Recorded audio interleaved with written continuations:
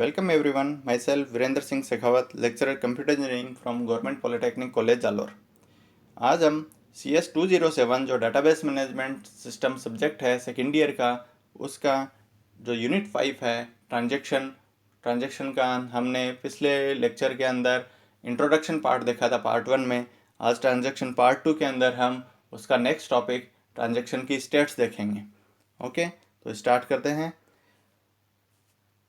जैसे कि ट्रांजैक्शन की स्टेट्स हमारा आज का टॉपिक है, तो जैसे आपने ऑपरेटिंग सिस्टम में पढ़ा होगा कि एक प्रोसेस होता है, प्रोग्राम होता है। प्रोग्राम है, वो प्रोग्राम तो एक पैसिव एंटिटी है। जब ये पैसिव एंटिटी है, इसको हम एग्जीक्यूट करते हैं और मेन मेमोरी में लेके आते हैं, और एक्टिव फॉर्म में उसको जब करते हैं, पैसिव से एक्टिव में क्रिएट करते हैं, तो मेन मेमोरी में इसको मेमोरी भी एलोकेट होती है और इसकी स्टेट चेंज होती है।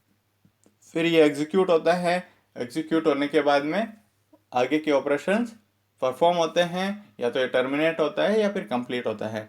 तो ये हमने ऑपरेटिंग सिस्टम में देखा है कि ट्रांजैक्शन इसकी प्रोसेस की क्या क्या स्टेट्स हैं।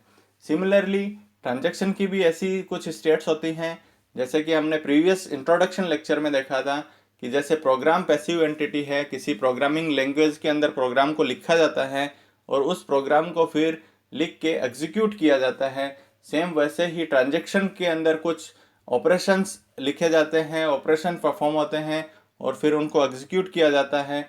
तो सिमिलरली जैसे प्रोसेस की स्टेट है, वैसे ही ट्रांजैक्शन की स्टेट है, जो हमारा आज का टॉपिक है। तो सबसे पहले ट्रांजैक्शन की स्टेट में जाने से पहले मैं आपको प्रोसेस की स्टेट समझाना चाहूँगा। तो प्रोसेस की स्टेट्स क्या है, जैसे कि नंबर ऑफ जो प्रोग्राम्स हैं वो एग्जीक्यूट हो रहे हैं। एग्जीक्यूट होने के लिए वो सबसे पहले मेन मेमोरी में क्यू में आए हैं एग्जीक्यूट होने के लिए। तो लॉन्ग टर्म शेड्यूलर उसमें क्या करता है, जो क्यू के अंदर सबसे पहला जो प्रोग्राम है उस प्रोग्राम को एग्जीक्यूट करने के लिए पिकअप करता है और उसको रेडी स्टेट में लेके आता है। तो लॉन्ग टर्म शेड्यूल का काम है रेडी स्टेट के अंदर प्रोग्राम को लाना। तो रेडी स्टेट में वो प्रोग्राम्स हैं जो अभी करेंटली एग्जीक्यूट होना चाह रहे हैं। तो लेट सपोज P1 है, P1 को लॉन्ग टर्म शेड्यूलर ने क्या किया है, P1 को रेडी स्टेट में लाके है। ऐसे ही फिर जैसे जैसे प्रोग्राम्स आते जाएंगे तो depend on the scheduling algorithm वो रेडी स्टेट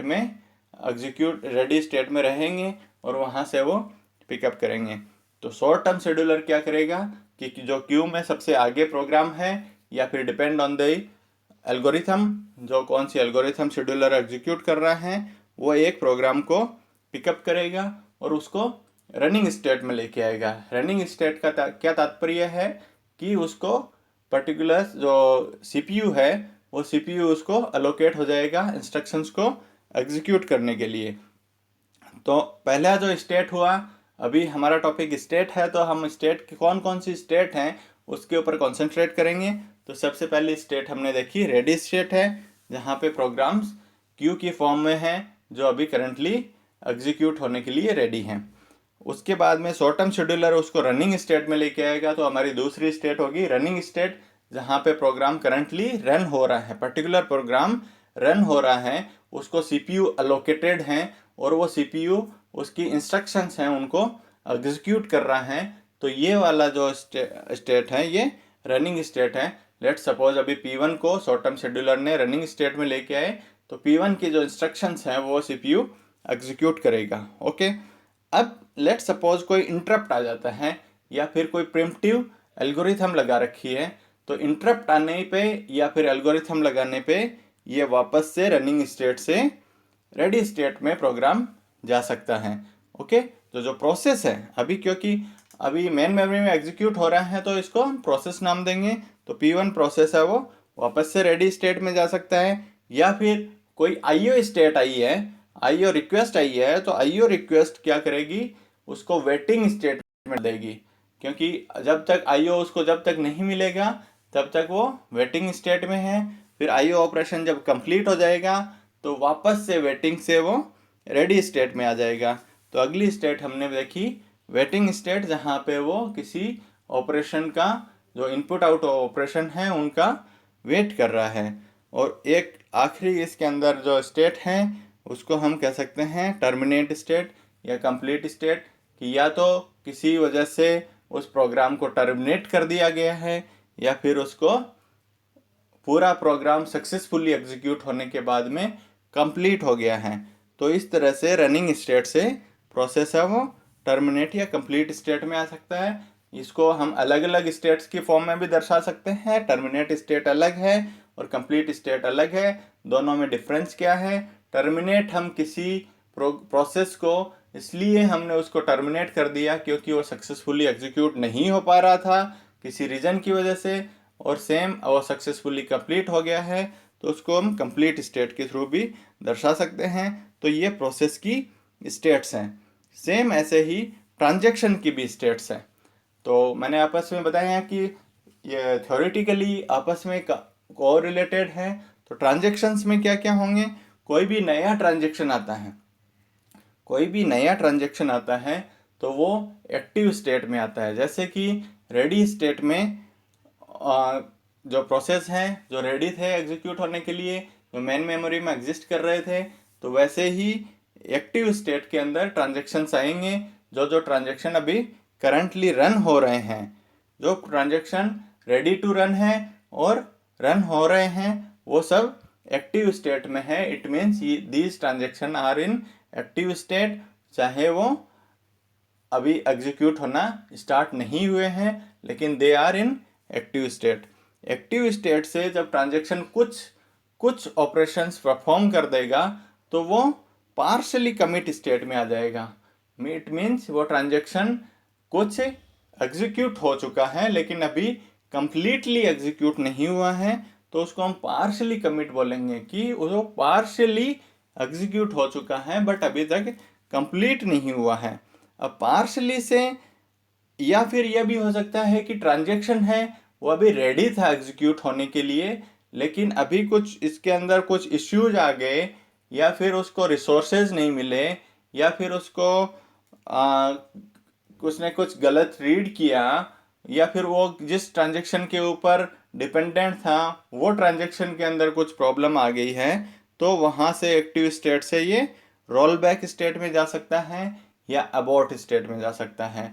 रोल बैक का मतलब है कि ट्रांजैक्शन कुछ पार्शली कमिट हो गया था, पार्शली एग्जीक्यूट हो गया था कुछ, जैसे कि हमने पुराने वाले ट्रांजैक्शन के अंदर देखा कि रीड के ए में से 500 रुपीज़ हैं वो डिटेक्ट कर लिए हैं और राइट कर दिया है, लेकिन अभी बी है, इसका बी पार्ट है वो कंप्लीट नहीं हुआ, इसके बीच में ही कुछ एरर आ गई है, तो हमें ट्रांजैक्शन को रोल बैक करना पड़ेगा। मतलब वापस उसको स्टार्ट के अंदर से स्टार्ट पे ले जाना पड़ेगा और वहाँ से वापस उसको एग्जीक्यूट करना पड़ेगा। उसके अंदर जो ऑपरेशन अभी तक परफॉर्म हो चुके हैं उसको हमें अनडू करना पड़ेगा। ओके, तो यहाँ पे एक इम्पोर्टेंट वर्ड है undo.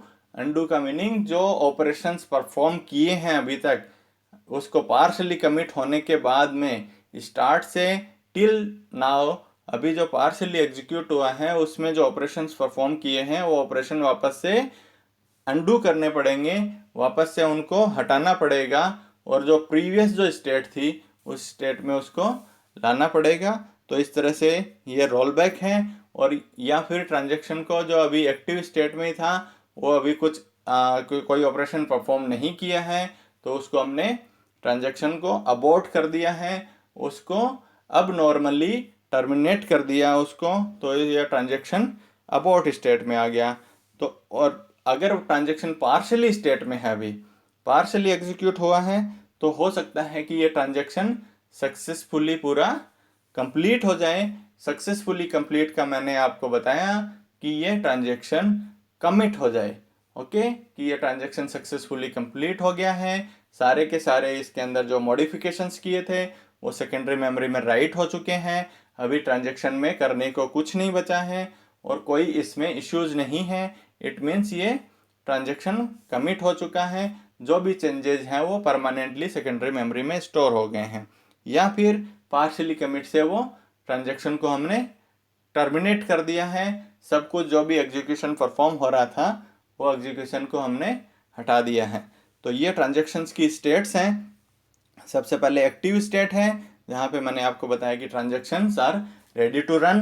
Okay, now they are if executing, अगर वो एग्जीक्यूट हो रहे हैं तो अभी पार्शली कमिट स्टेट में है, और पार्शली कमिट से या एक्टिव स्टेट से वो रोल बैक स्टेट में भी जा सकते हैं या अबॉर्ट स्टेट में भी जा सकते हैं।